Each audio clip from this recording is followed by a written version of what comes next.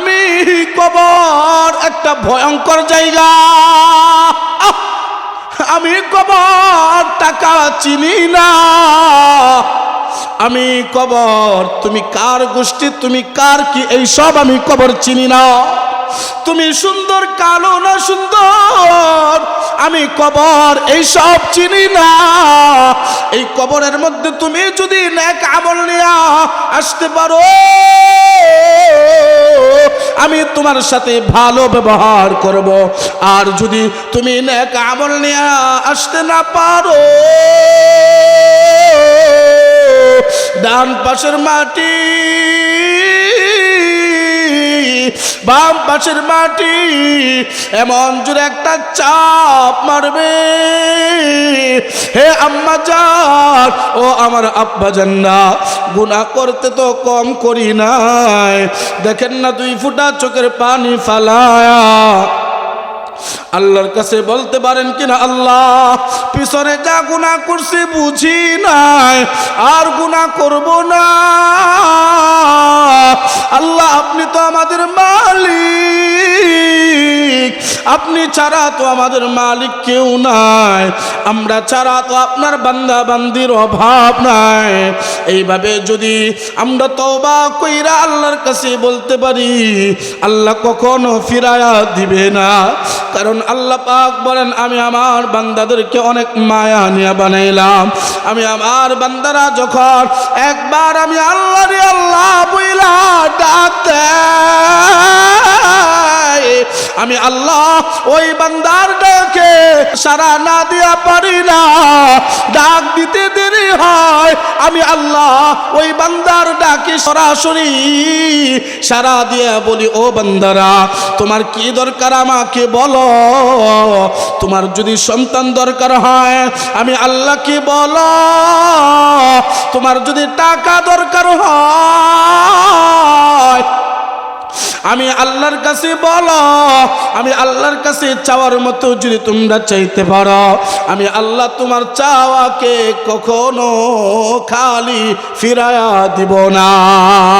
আমিন। এই সম্মানিত হাজিরিন, বর্তমান সময়ে 2টা দল। কয়টা দল? কথা বুঝবেন তারপরে উত্তর। দল হচ্ছে 2টা, একটা জান্নাতের পথে আর একটা জাহান্নামের পথে। একটা জান্নাতের পথে আর একটা জাহান্নামের পথে। একটা দল থেকে একটা দল হক পথে সারা জীবন লড়াই করে, আরেকটা দল বাতিল পথে নিজের জীবনকে বিলিয়ে দেয়। বলেন তো 2টা রাস্তার থেকে কোনটা দামি, জান্নাতের না জাহান্নামের? আরো জোরে বলেন। এই যে আমরা এখানে উপস্থিত হয়েছি, টার্গেট কি আমাদের? জান্নাত। টার্গেট জান্নাত। এই শীতের মধ্যে যে আমরা ঠান্ডা পানি দিয়ে অজু বানাই, যারা নামাজ পড়ে না তাদেরকে ঠান্ডা পানি হাতাইতে হয় না। যারা নামাজ আদায় করে, আল্লাহর ভয় আল্লাহর মোহাব্বত আছে যার অন্তরের মধ্যে, মূলত তারাই প্রকৃতপূর্ণভাবে নামাজি। মসজিদের মাইকে হাইয়া আলাস সালাহ হাইয়া আলাল ফালাহ আওয়াজ শুনতে দেরি হয়, ওই ব্যক্তি মসজিদের মধ্যে উপস্থিত হওয়ার জন্য তৈরি হয়ে মসজিদের দিকে হাঁটতে দেরি হয় না। ঠিক কিনা? বসে রয়েছেন আপনারা। প্রকৃতপূর্ণভাবে যারা জান্নাত চায়, প্রকৃতপূর্ণভাবে যারা ঈমানওয়ালা, তারা কখনোই মাইকের আওয়াজ শুনে কি বাড়িতে বসে থাকতে পারে? আরো জোরে বলেন।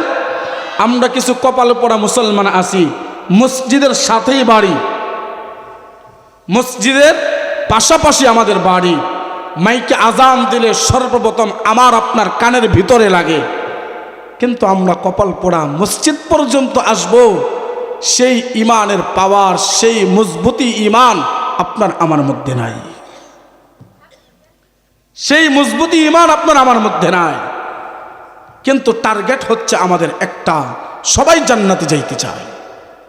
এখানে আমরা যারা উপস্থিত হয়েছি, এইটা যদিও আমরা দেখতে পাইতেছি অল্প টাকার পর্দা, কত টাকার, কয়েক টাকার জিনিস, কিন্তু আল্লাহ রাসূল সরকারে দু আলম নবী বলেন, এটা তোমাদের মাঝে অল্প টাকার সামিয়ানা হতে পারে, এই জায়গাটা আল্লাহর কাছে আজকে দিনের জন্য এত দাম, জান্নাতের বাগান আল্লাহ বানিয়ে দিছে। আর চিৎকার মেরে বলেন না সুবহানাল্লাহ। এই যে সুবহানাল্লাহ বলছেন, সুবহানাল্লাহ বলার কারণেও দেখেন আল্লাহ তাআলা কেমন মুহাব্বত, আমাদেরকে কেমন ভালোবাসেন। আল্লাহ পাক বলেন যদি কোনো ব্যক্তি আমার মুহাব্বত, আমার ভালোবাসা বুঝতো, ওই ব্যক্তির দ্বারা কখনোই কশ্চিনকালেও দুনিয়ার কোনো নাপাকের লেনদেন, সুদের কারবারি হইতো না। যদি কোনো ব্যক্তির মুহাব্বত, আল্লাহর প্রতি ভালোবাসা থাকতো। এখন আমরা আল্লাহরে ভালোবাসি কিন্তু আল্লাহকে ভয় করি না। ভালোবাসা আছে কিন্তু কি নাই, ভয় নাই। এখন হে যুবকরা, যারা এখানে অনেক যুবক উপস্থিত হয়েছ, এখানে প্যান্ডেলে ঢোকার সাথে সাথেই কয়েকজন মুস্কি হাসিও দিলা। তোমাদেরকে জিজ্ঞাসা করছি, তোমরা তো যেহেতু যুবক মানুষ, বর্তমান সময়ে যে ইটিস পিটিস নামক ভালোবাসা আছে, আছে না? এই যে ভালোবাসা, এই ভালোবাসার মধ্যে যদি ভয় থাকে, কি থাকে? এই যে ঘড়িটা দেখেন, এই ঘড়িটাও কিন্তু আপনাদের এই এলাকার একটা, এই এলাকার না জবরদস্তা, ওই এলাকার একটা ছেলেকে একজন গার্লফ্রেন্ডে গিফট করছিল। কি করছিল? তারপরে কিন্তু আমি এই ঘড়িটা তার কাছ থেকে নিয়ে এনেছে, তুই আমার দে, তুই ব্যবহার করবি কেন? দেখেন তারা কিন্তু এই বিষয় ভালো বুঝে। আমার সাথে জীবনেও কিন্তু এই ঘড়ি দিত না। মুহাব্বত ভালোবাসা আছে, মুহাব্বত ভালোবাসা ছাড়া কোনো কিছুই সম্ভব না। আপনি টার্গেট জান্নাত, যদি আপনার প্রতি আল্লাহর মুহাব্বত ভালোবাসা না থাকে, কশ্চিনকালেও জান্নাতে যাওয়া সম্ভব না। যদি মুহাব্বত ভালোবাসা থাকে, হে যুবকরা, যে বিষয়টা আমি বুঝাইতে চাচ্ছি, তুমি যেমন মেয়েদের সাথে ইটিস পিটিস প্রেম ভালোবাসা, দুনিয়ার যত নাপাকি ভালোবাসা আছে, ওই ভালোবাসা অর্জন করার জন্য তোমার যদি ওই মেয়েকে পাওয়ার আশা থাকে এবং ওই মেয়েকে হারানোর যদি ভয় থাকে, মেয়েকে হারায়া যাইবা, এই ভয়টা যদি তোমার অন্তরের মধ্যে থাকে, সেই ভালোবাসার মধ্যেই কিন্তু গভীরতা সৃষ্টি হয়, ঠিক কিনা? যদি ধরেন আপনি একজনকে ভালোবাসেন, হে যুবকরা খেয়াল করো, তুমি একজনকে ভালোবাসো কিন্তু তাকে হারানোর ভয় নাই, যাইলে জাগা, এই চিন্তা ভাবনা থাকলে ওই ভালোবাসার মধ্যে গভীরতা সৃষ্টি হয় না। তাহলে ওই ভালোবাসাটাকে বলা হয় টাইম পাস। তদ্রূপ আল্লাহ পাককে মুহাব্বতের মধ্যে যদি আপনার আমার ভালোবাসার মধ্যে ভয় থাকে, তাহলেই কিন্তু আমি আপনি গন্তব্যস্থান জান্নাত পর্যন্ত পৌঁছানো সম্ভব আমার আপনার দ্বারা। সুবহানাল্লাহ। আল্লাহ পাক পরওয়ারদিগারে আলম কেমন মুহাব্বত, কেমন ভালোবাসেন আমাদেরকে। আল্লাহ পাক পরওয়ারদিগারে আলম বলেন, হে আমার প্রিয় আশিক বান্দারা, দুনিয়ার মধ্যে আমি যে তোমাদেরকে দুনিয়ার মধ্যে পাঠাইলাম,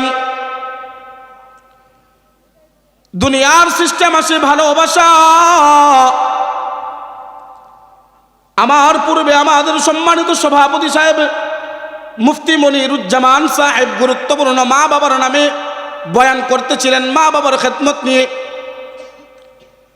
দেখেন ভালোবাসা কেমন একটা শব্দ, ভালোবাসা তো ছোট্ট একটা শব্দের নাম, কিন্তু এই ছোট্ট শব্দের মধ্যে অনেক গভীর আছে। হে আব্বাজান, হে যুবকরা, একটু গভীর মনোযোগ দিয়ে শুনবেন। আল্লাহ পাক পরওয়ারদিগারে আলম বলেন, এই ভালোবাসা আমি আল্লাহর কাছে আছে, এই ভালোবাসাটাকে, এই মায়া মুহাব্বতকে আমি দুনিয়ার মধ্যে পশুর অন্তরের মধ্যেও দিলাম, এই ভালোবাসা আমি দুনিয়ার মানুষের অন্তরের মধ্যেও দিলাম, আবার এই ভালোবাসা আমি আল্লাহর কাছেও রাইখা দিলাম। কিন্তু এটার ব্যবধান আছে। আমার কাছে যে মুহাব্বত ভালোবাসা আছে, এই মুহাব্বত ভালোবাসাটাকে 100 ভাগে ভাগ করলাম। কয়তো? আরো জোরে বলেন। 100 ভাগে ভাগ কইরা 99% ভালোবাসা, 99% মায়া আমি আল্লাহর অন্তরের মধ্যে রেখে দিলাম। আল্লাহু আকবার। আল্লাহ পাক পরওয়ারদিগারে আলম বলতেছে, আমি আল্লাহ তাআলা 1% মায়া দুনিয়ার সব প্রাণী এবং মানুষের অন্তরের মধ্যে দিয়ে দিলাম। 1% মায়া থেকে আমি আল্লাহ সাপের অন্তরের মধ্যেও দিলাম। দেখবেন সাপ কিন্তু কখনো তার সন্তানকে আঘাত করে না, কারণ কি জানেন? এটা মায়া ভালোবাসা। হিংস্র প্রাণী যে দুনিয়ার মধ্যে আছে, ওই যে হিংস্র প্রাণী আমরা রয়্যাল বেঙ্গল টাইগার বলি এবং সিংহ বলি, ওই যে হিংস্র প্রাণীর অন্তরের মধ্যেও মায়া আছে। এই হিংস্র প্রাণীগুলা দেখবেন তার সন্তানকে কখনো আঘাত করে না, কারণ তার অন্তরের মধ্যে মায়া আছে, মায়া। তদ্রূপ আল্লাহ তাআলা দুনিয়ার মানুষদের অন্তরের মধ্যে মায়া দিলেন। মার অন্তরের মধ্যে সন্তানের জন্য মায়া। সন্তান যখন অসুস্থ হয়ে যায়, মা কিন্তু আরামে কোশ্চিনকালেও ঘুমাইতে পারে। আর জোরে বলো, মা কিন্তু আরামে কখনো ঘুমাইতে পারে না। মা আল্লাহর কাছে ডাক দিয়ে বলে, আল্লাহ আমার সন্তান অসুস্থ হয়ে গেল, আল্লাহ আমার সন্তানকে সুস্থ বানায়, আপনি আমার অসুস্থ বানান। বন্ধু বন্ধুর জন্য অন্তরের মধ্যে মায়া। বন্ধু যদি কোনো বিপদে পইরা যায়, ওই বন্ধু কিন্তু কখনোই আরামে বইসা থাকতে পারে না, বন্ধুর জন্য পেরেশান হয়ে যায়। এই যে মায়া মোহাব্বত আছে, এই মায়া মোহাব্বত মাত্র 1% মায়া আল্লাহ দুনিয়ার মধ্যে দিলেন। 1% মায়ার কারণে গার্লফ্রেন্ড বয়ফ্রেন্ডের জন্য পাগল হয়ে যায়, পেরেশান হয়ে যায়। যখন একটা ছেলে একটা মেয়েকে ভালোবাসে, যখন একটা মেয়ে একটা ছেলেকে মোহাব্বত ভালোবাসা, দেখেন তার মা বাবার ভালোবাসা তার কাছে তুচ্ছ মনে হয়। তুচ্ছ মনে হয় কেমন করে কে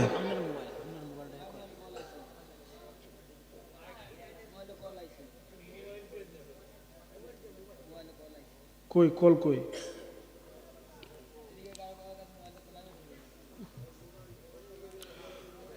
আল্লাহু আকবার। সকলে একটু বলেন আল্লাহু আকবার। আরেকটু আওয়াজ দিয়ে বলেন আল্লাহু আকবার। দেখবেন দুনিয়ার মধ্যে যে নাপাক ভালোবাসা আছে, এটাও কিন্তু একটা মায়া। ভালোবাসা না থাকলে কিন্তু মা বাবা তাকে 10 বছর লালন পালন করে, 15-20 বছর 25 বছর লালন পালন করার পর একজন ছেলে আরেকজন ছেলের হাত ধইরা বাড়িতে থেকে ঢাকা পর্যন্ত হিজরত করে আসে না নাই? আর জোরে বলেন, অভাব নাই। এটা হলো মায়া, মায়া, মায়া। আল্লাহ পাক পরওয়ারদিগারে আলম বলেন, 1% মায়া থেকে দুনিয়ার সবাই পেরেশান। 1% মায়া থেকে মা সন্তানের জন্য পাগল। 1% মায়া থেকে বন্ধু বন্ধুর জন্য পাগল। 1% মায়া মোহাব্বত থেকে গার্লফ্রেন্ড বয়ফ্রেন্ডের জন্য পাগল। 1% মায়া থেকে ওই সিংহ তার সন্তানের জন্য পাগল। তাহলে হে আমার প্রিয় আশিক বান্দারা, বুঝো তাহলে আমি আল্লাহ তাআলার কাছে যে 99 ভাগ মায়া আছে, আমি আল্লাহ তাআলা তোমাদেরকে কেমন মায়া এবং ভালোবাসি। আল্লাহু আকবার। আল্লাহ পাক বলেন 1% মায়ার কারণে দুনিয়ার সবাই সবার জন্য পাগল। 1% মায়া থেকে আপনারা যে আমাকে এত মোহাব্বত করেন, আপনাদেরকে যে আমি এত মোহাব্বত করি, এটা কিন্তু মাত্র 1% মায়া থেকে একটু পার্সেন্ট মায়া আমি আপনার অন্তরের মধ্যে জাগাইলাম। আল্লাহ পাক পরওয়ারদিগারে আলম বলেন, হে দুনিয়ার আশিক, আমি আল্লাহ তাআলার কাছে 99% মায়া। আমি আল্লাহ তাআলা কেমন মোহাব্বত, কেমন ভালোবাসি তোমরা জানো নি? আমি আল্লাহ তাআলা একটা বান্দাকেও জাহান্নামে দেওয়ার জন্য বানাই নাই। আল্লাহু আকবার। একটা বান্দাকেও আল্লাহ জাহান্নামে দেওয়ার জন্য বানাই নাই। আল্লাহ পাক বলেন, প্রত্যেকটা বান্দাকে আমি আল্লাহ তাআলা জান্নাতি দেওয়ার জন্য বানাইলাম। জান্নাতি দেওয়ার জন্য বানানোর পর ওই বান্দাটা জাহান্নামে কি কারণে যাবে? ওই বান্দার মাথার মধ্যে একটা আমি ব্রেন নামক দৌলত দিলাম এবং আকল নামক দৌলত দিলাম। এই ব্রেন খাটায়া আকল খাটায়া সে হয়তো জান্নাতের রাস্তায় যাবে, নয়তো জাহান্নামের রাস্তায় যাবে। যারা দুনিয়ার মধ্যে থেকে আল্লাহর মোহাব্বত, আল্লাহর ভালোবাসা যার অন্তরের মধ্যে আছে, ওই ব্যক্তি কখনো জাহান্নামের রাস্তায় যাবে না। আল্লাহর মোহাব্বতে তারাই জান্নাতের রাস্তায় চলতে শুরু করবে। এই হলো মায়া, এই হলো মুহাব্বত। আল্লাহ পাক বলেন, আমি হিন্দুকেও জাহান্নামে দেওয়ার জন্য বানাই নাই, খ্রিস্টানকেও আমি আল্লাহ জাহান্নামে দেওয়ার জন্য বানাই নাই, ইহুদিকেও আমি আল্লাহ জাহান্নামে দেওয়ার জন্য বানাই নাই, নাসারাদেরকেও আমি আল্লাহ জাহান্নামে দেওয়ার জন্য বানাই নাই, ঈমান মুমিন মুসলমানদেরকেও আমি আল্লাহ জাহান্নামে দেওয়ার জন্য বানাই নাই। হিন্দুদের জন্য আমি আল্লাহ জান্নাত বানাইলাম, খ্রিস্টানদের জন্য আমি আল্লাহ জান্নাতে দেওয়ার জন্য বানাইলাম, ইহুদিদেরকেও আমি আল্লাহ জান্নাতে দেওয়ার জন্য বানাইলাম, মুমিন মুসলমানদেরকেও আমি আল্লাহ জান্নাতে দেওয়ার জন্য বানাইলাম। কিন্তু হিন্দুরা কোশ্চিনকালেও জান্নাতে যাইতে পারবে না, কারণ তার অন্তরের মধ্যে আল্লাহর প্রতি ঈমান নাই, আল্লাহর প্রতি ভালোবাসা নাই। হিন্দুরা কখনোই কোশ্চিনকালেও তারা জান্নাতে যাইতে পারবে, আর জুড়ে বলো না না না না না, হিন্দুরা তারা জান্নাতে যাইতে পারবে না। কারণ কি জানেন রে আব্বাজান, তার অন্তরের মধ্যে আল্লাহর প্রতি মায়া মুহাব্বত নাই, ঈমান নাই। খ্রিস্টানরাও জান্নাতে যাইতে পারবে না, কারণ কি আল্লাহ পাক পরওয়ারদিগারে আলম বলেন, খালিদিনা ফি নারি জাহান্নাম, তাদের জন্য আল্লাহ নির্ধারিত জায়গা রাখছেন জাহান্নাম, ওই জাহান্নামের মধ্যে তারা চলে যাইবে, কারণ তার অন্তরের মধ্যে ঈমান নাই। যার অন্তরের মধ্যে ঈমান আছে ওই ব্যক্তি কোশ্চিনকালেও জাহান্নামে যাইবে না। ওই ব্যক্তির জন্য আল্লাহ তাআলা নির্ধারিত জায়গা মেহমানদের স্বরূপ রাখছেন জান্নাত। সুবহানাল্লাহ। আরেকটু আস্তে আস্তে কোন, আরেকটু আস্তে কোন, আরেকটু আওয়াজ দিয়ে বলেন না সুবহানাল্লাহ। হে আব্বাজান, আমাদের জন্য আল্লাহ জান্নাত বানাইছেন, কিন্তু আমাদের কর্মফলের কারণে আমরা জান্নাতে যেতে পারবো না। কেউ তো আছে সুদের লেনদেনের মধ্যে, সুদ খাইতে খাইতে খাইতে খাইতে আমাদের নিজের জিন্দগিটা তামা তামা করে ফেললাম।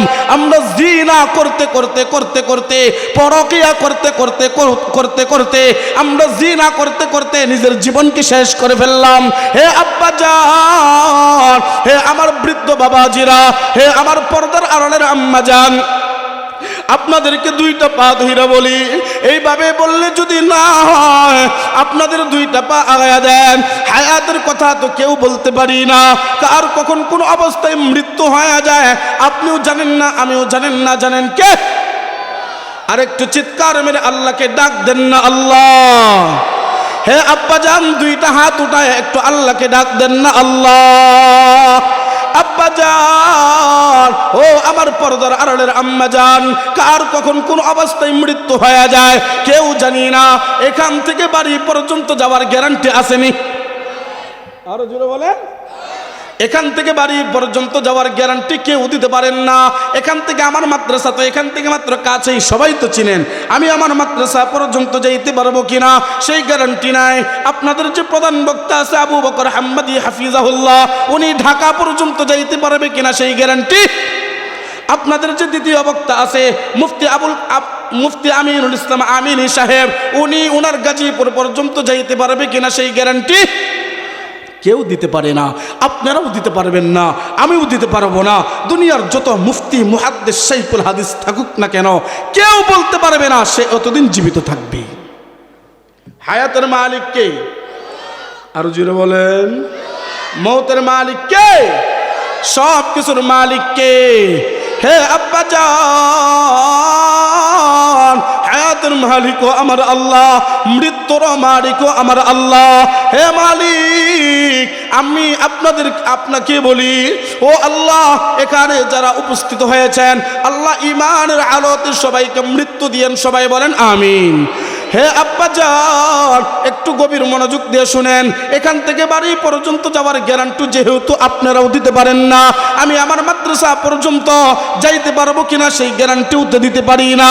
হে আব্বাজান, কার কখন কোন অবস্থায় মরণ হয়ে যায়, কোন সময় মৃত্যু হয়ে যায়, ও আমার পর্দার আড়ালের আম্মাজান, আপনারাও বলতে পারেন না।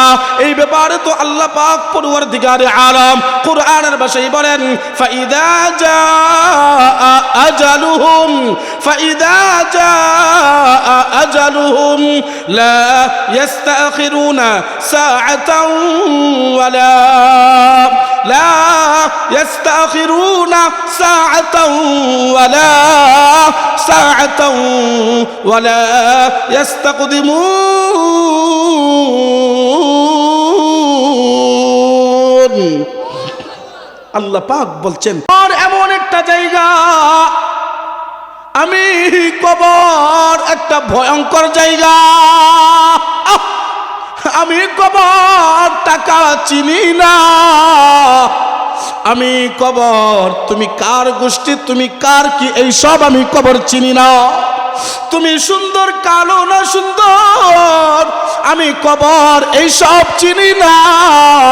এই কবরের মধ্যে তুমি যদি নেক আমল নিয়ে আসতে পারো, আমি তোমার সাথে ভালো ব্যবহার করব। আর যদি তুমি নেক আমল নিয়ে আসতে না পারো,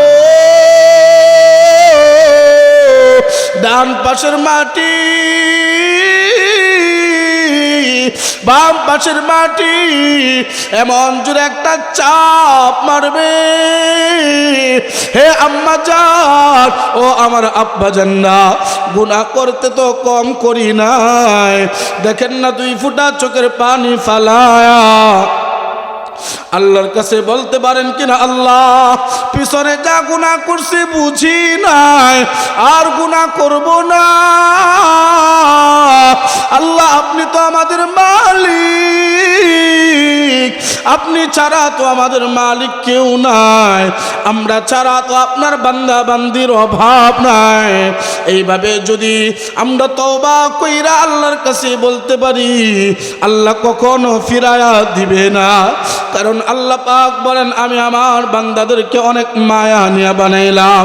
আমি আমার বান্দারা যখন একবার আমি আল্লাহ রে আল্লাহ বইলা ডাকতে, আমি আল্লাহ ওই বান্দার ডাকে সারা না দিয়া পারি না, ডাক দিতে দেরি হয়। আমি আল্লাহ ওই বান্দার ডাকে সরাসরি সারা দিয়া বলি, ও বান্দারা তোমার কি দরকার আমাকে বলো। তোমার যদি সন্তান দরকার হয় আমি আল্লাহকে বলো, তোমার যদি টাকা দরকার হয় আমি আল্লাহর কাছে বলো। আমি আল্লাহর কাছে চাওয়ার মতো যদি তোমরা চাইতে পারো, আমি আল্লাহ তোমার চাওয়াকে কখনো খালি ফিরায়া দিব না। এই জন্য বলি রে আব্বাজান, একটু আমাদের মনটা নরম কইরা দেই। কারণ এখানে যারা উপস্থিত হয়েছেন, জানি না কার জানি মা নাই বাবা নাই, মা বাবার কবরের মধ্যে রাখলা আব্বাজান। এই মাহফিল থেকে যতই গভীর রাতে বাড়িতে যাও,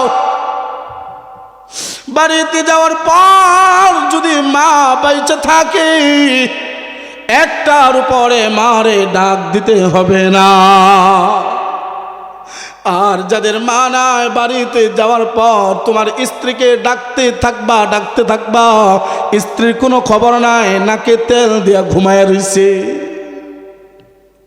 মার মতো আপন দুনিয়ার মধ্যে আর কেউ হয় না। জানি না কার জানি মা নাই, ওই এতিম সন্তান যারা আছো, তোমরা মার দিকে একটু নজর কইরা দেখো না 2 ফোঁটা চোখের পানি ফালাইতে পারো কিনা। কারণ এই 2 ফোঁটা চোখের পানির অনেক দাম। এই 2 ফোঁটা চোখের পানি পড়লে আল্লাহ কখনো আপনারে আমারে নৈরাশ করবে না। কারণ কেমন দাম জানেননি, হাশরের ময়দানে যখন জাহান্নাম চিল্লাইতে থাকবে, আল্লাহরে ডাক দিয়ে বলতে থাকবে, আল্লাহ আমার পেটের ভিতরে তাড়াতাড়ি জাহান্নামী গুলাকে দেন। আল্লাহ তাআলা প্রথমে যখন আল্লাহর কাছে বলবে তাড়াতাড়ি জাহান্নামী গুলাকে দেন, আমার পেটের ভিতরে ক্ষুধা লাগছে, ক্ষুধা। ও আব্বাজান, জাহান্নামী এই কথা বলার পর প্রথমে বেশি একটা ভয়ঙ্কর রূপ জাহান্নাম ধরবে না, সময় যাইতে থাকবে আর জাহান্নামের রূপ পরিবর্তন হইতে থাকবে। আল্লাহকে ভয়ঙ্কর রূপ দিয়ে ডাক দিয়ে বলবে, আল্লাহ আমার ক্ষুধা লাগছে, ক্ষুধা, আমার পেটের ভিতরে জাহান্নামী গুলাকে দাও, আমার পেটের ভিতরে যদি জাহান্নামী গুলাকে না দাও আমার এই আওয়াজ কখনো বন্ধ হবে না। আল্লাহ তাআলা 70,000 ফেরেশতারে ডাক দিয়ে বলবে, ও ফেরেশতা যা ওই জাহান্নামকে থামাও, ওই জাহান্নামকে ফেরেশতারাও থামায়া রাখতে পারবে না। এই ভয়ানক রূপ দেখা আমাদের নবী সরকারে দু আলম নবী মুহাম্মদ আরবি সাল্লাল্লাহু আলাইহি ওয়াসাল্লাম সিজদার মধ্যে পড়া আল্লাহকে ডাক দিয়ে বলতে থাকবে, মালিক ওই জাহান্নাম তো ভয়ানক অবস্থা, ওই জাহান্নাম এমন খারাপ আচরণ শুরু করবে, হাসরের ময়দানটা থর থর থর থর করে কাঁপতে থাকবে। ওই জাহান্নামের এই অবস্থা দেখা আল্লাহর রাসূল সরাসরি সেজদায় পইরা ইয়া উম্মতি বইলা কান্না শুরু কইরা দিবে। আল্লাহ বলবে, আমার বন্ধু হাবিব আপনি এভাবে কান্না করবেন না, আমি জাহান্নামকে দেখছি। আল্লাহ তাআলা ফেরেশতাদেরকে ডাক দিয়ে বলবেন, ফেরেশতা তাড়াতাড়ি জাহান্নামকে থামাও, ওই জাহান্নামকে যদি না থামাও আমার বন্ধু মাথা সিজদার থেকে উঠাচ্ছে না। দুনিয়ার যত নদী নালা খাল বিল সাগরের পানি আছে ওই জাহান্নামের মধ্যে নিক্ষেপ করো, ওই জাহান্নামের মধ্যে নিক্ষেপ করবে আর জাহান্নামের আরো খারাপ রূপ ধারণ করবে।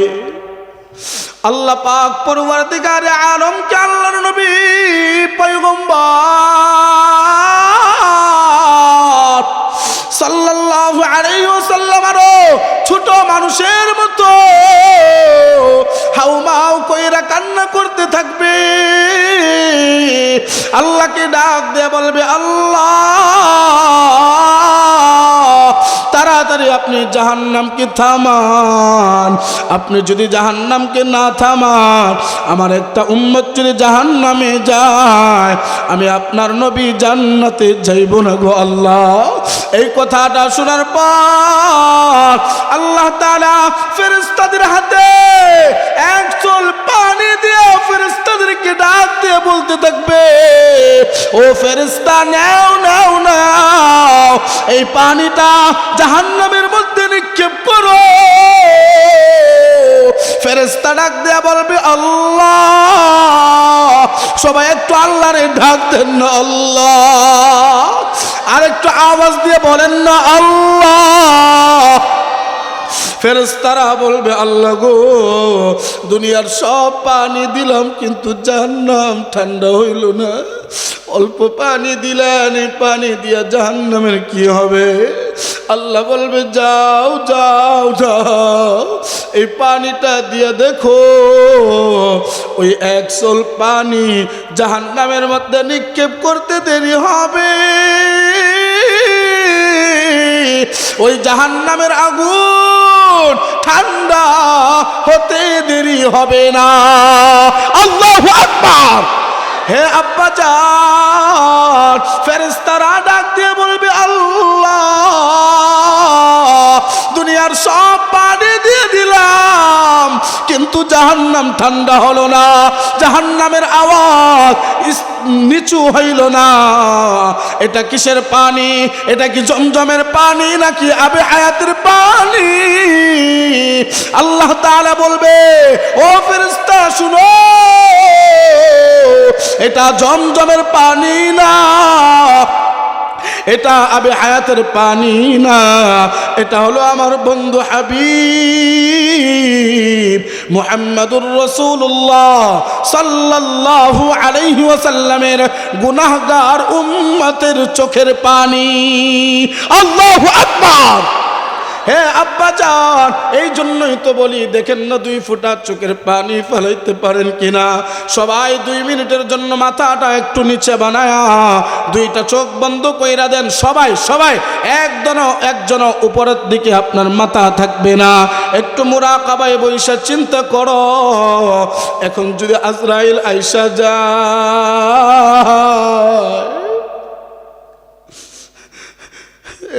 এখন যদি আজরাইল আইসা আপনার আমার জানটা কবজ কইরা নিয়ে যায়,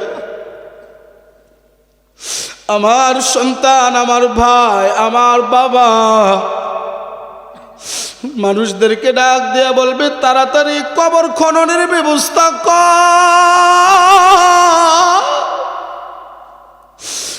একটা দল চলে যাবে কবর খনন করার জন্য।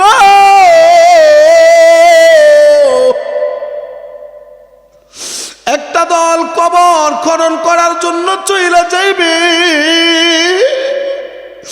এমন একটা জায়গায় কবর খনন করতে যাইবে যে জায়গার মধ্যে মানুষ দিনে যাইতেও ভয় পায় আব্বাজান।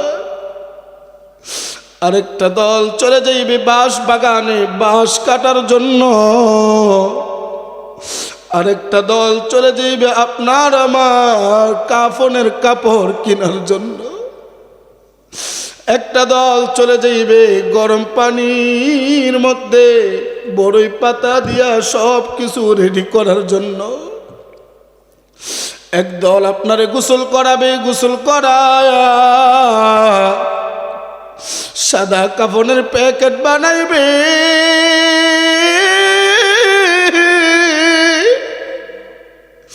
সাদা কাপড়ের প্যাকেট যখন বানাবে,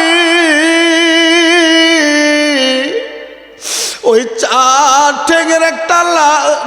ঠ্যাঙের একটা খাটকের মধ্যে আপনারা আমার শোয়াইবে আব্বাজান।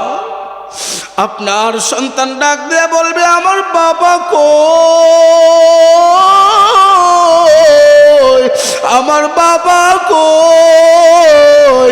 এইভাবে চিল্লাইতে থাকবে আর বলতে থাকবে, আমার বাবারে নিয়ে যায়ও না।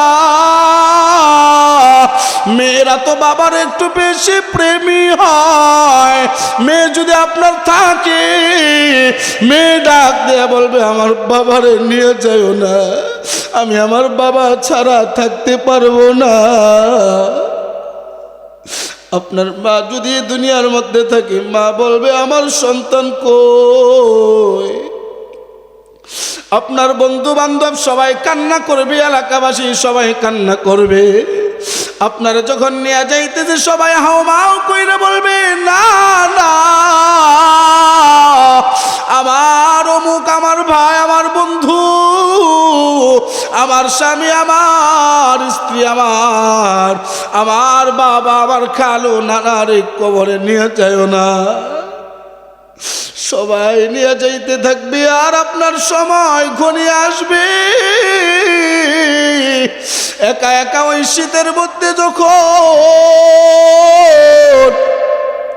ওই যে আজ আমাদের সাবেক প্রধানমন্ত্রী খালেদা জিয়া চলে গেছেন, বেগম খালেদা জিয়া চলে গেছে, একজনও মানুষ বলবে না আমাদের দেশের জন্য এত কাজ করলো, তারে দুনিয়ার মধ্যে রাইখা দাও। কেউ এই কথা বলবে না। সবাই খাটকের মধ্যে নিয়া কবরের মধ্যে রাখবে আব্বাজান। আপনারে আমার কবরের কাজ পর্যন্ত অনেক মানুষ থাকবে। আস্তে আস্তে মানুষ কমতে থাকবে আর আমি আপনি একা একা হইতে থাকবো। ওই কবরের মধ্যে রাখার পর 2 জন মানুষ নিয়ে নামবে। আমি আপনি মনে করব, মনে হয় আমার সাথে 2 জন ব্যক্তি থাকবে, কিন্তু না না না, এই 2 জনের চাইতে একজনও থাকবে না, থাকবে না, থাকবে না। আস্তে আস্তে আমার আপনার উপর দিয়া বাঁশের ছাউনি দিতে থাকবে আর অন্ধকার হয়ে থাকবে। অন্ধকার হইতে হইতে একজন উপরে উঠা আর একজন নিচে থেকে বলবে আমার কাছে বাঁশগুলাকে দাও। সব দেওয়া শেষ, ওই কবর থেকে ওই মানুষটাও উঠে যাবে। আপনি ওই কবরের মধ্যে একা, ওই কবরের মধ্যে আপনি আমি একা কেমনে থাকবো আব্বাজান? একটু চিন্তা করো। যদি নেক আমল নিয়ে কবরের ময়দানের মধ্যে যাইতে পারো, গুনাহমুক্ত জিন্দেগি নিয়ে যদি যাইতে পারো, আমি আপনি হব ওই কবরস্থানের জন্য মেহমান। কবর আমার আপনার সাথে ভালো ব্যবহার করবে। আর যদি গুনাহ নিয়ে যাও, আল্লাহ কবরকে ডাক দিয়ে বলবে কবর এই গুনাহগার বান্দার সাথে আর ভালো ব্যবহার করা যাবে না। দুনিয়ার মধ্যে অনেক সময় দিয়েছি, সে আমার রাস্তায় সময়টা ব্যয় করে নাই। দুনিয়ার মধ্যে অনেক সময় পেয়েছি, অনেক সময় পাওয়ার পরেও তার কলবটা পরিষ্কার করে নাই, কলবটা পরিচ্ছন্ন করে নাই। এই বলতে থাকবে আর কবরকে ডাক দিয়ে বলবে তোমার রূপ ধারণ করো। হে আব্বাজান, আমাদের দ্বিতীয় বক্তা চলে আসছে, আর লম্বা করব না। আব্বাজান এখান থেকে আলাদা করে যাইবেন, নিয়ত করে যাইবেন। কবরে কেমনে একা থাকবা আব্বা? হে যুবকরা, তোমরা যেমন যুবক আমিও তো তেমন যুবক। তোমাদের দুইটা পা ধুইরা বলি, এইভাবে বললে যদি না হয়, এখান থেকে আলাদা করে যাইবা। তোমার দুইটা পা সরাসরি ধুইরা বলি, আর গুনাহ করবা না, আর মেয়েদের পিছনে ঘুরবা না, আর মা বাবার কষ্ট দিবা না, নামাজ ছাড়বা না। হে আমার পর্দার আড়ালের আম্মা যান, গুনাহ করতে তো কম করেন নাই আম্মা, আপনাদের দুইটা পা ধইরা বইলা যায়। এখান আজকে থেকে ইরাদা করবেন, পিছনে যা করছেন হে মুরব্বি বাবাজিরা সব বাদ দিয়া এখন থেকে ইরাদা করব আর গুনাহ করব না, নামাজ ছাড়ব না, আর জীবনেও গুনার কোনো কাজের আশেপাশেও যাব না। মসজিদ মাদ্রাসার পাশেই থাকব এবং নেক কাজ করার চেষ্টা করব। এই রকম নিয়ত কার কার আছে? মুনাফিকি যদি না থাকে দুটি হাত উঠাইয়া আমার মালিককে দেখায়া দেন। ইয়া রাব্বাল আলামিন আল্লাহ, এখানে অনেক বান্দা আছে তওবা করতেছে আর জীবনেও গুনাহ করবে না। আল্লাহ প্রত্যেকটা বান্দাকে আপনি বেগুনাহ মাসুম হিসাবে কবুল করেন। সবাই বলেন আমিন, আর জোরে বলেন আমিন। আল্লাহ তাআলা আজকের এই মাহফিলকে কবুল করেন। এখন তো জোরে কইলেন না আমিন। আল্লাহ তাআলা আজকের এই মাহফিলকে প্রত্যেকটা কবরবাসীর নাজাতের উসিলা জরিয়া বানায় দেয়। আর জোরে কোন আমিন।